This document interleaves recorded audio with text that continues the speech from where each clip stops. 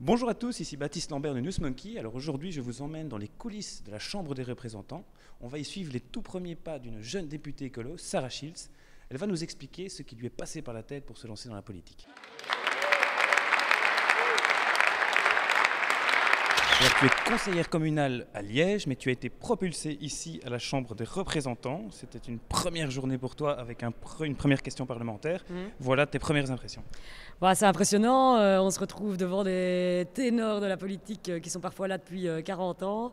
Et donc on arrive comme ça devant sa petite question, devant Yambon, Maggie de Bloc, etc. Et donc voilà, il faut se jeter à l'eau quand même.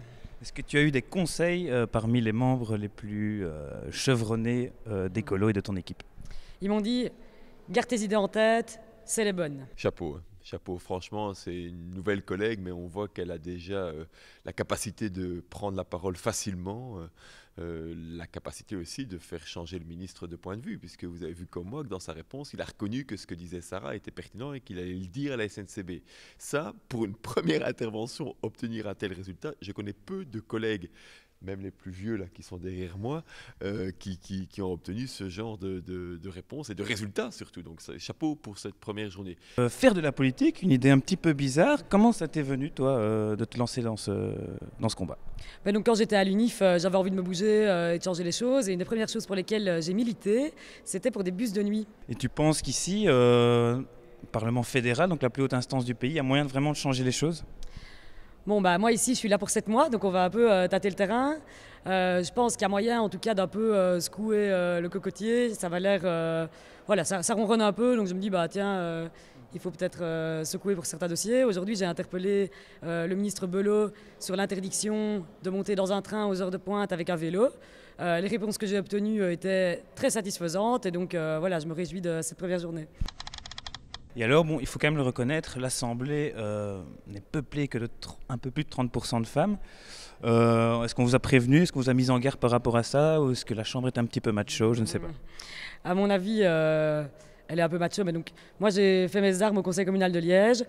Et je peux vous dire que c'est à peu près la même chose, voire pire. Donc on peut dire que c'est une bonne école pour ça.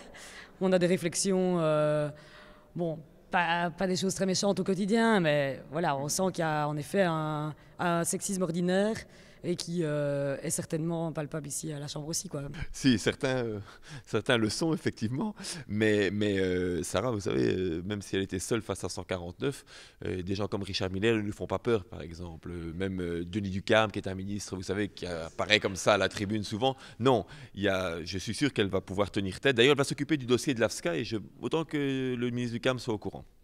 Si l'expérience ici est enrichissante, pourquoi pas prolonger ici à la Chambre, je parle? Pourquoi pas, mais je n'en fais pas un plan de carrière. Donc pour moi, ce qui est important, c'est de faire les choses avec passion. Et donc si ici ça se passe bien et que je suis de nouveau candidate du coup, pour 2019, ça serait une chouette expérience alors de continuer, mais voilà, pas de plan sur la comète.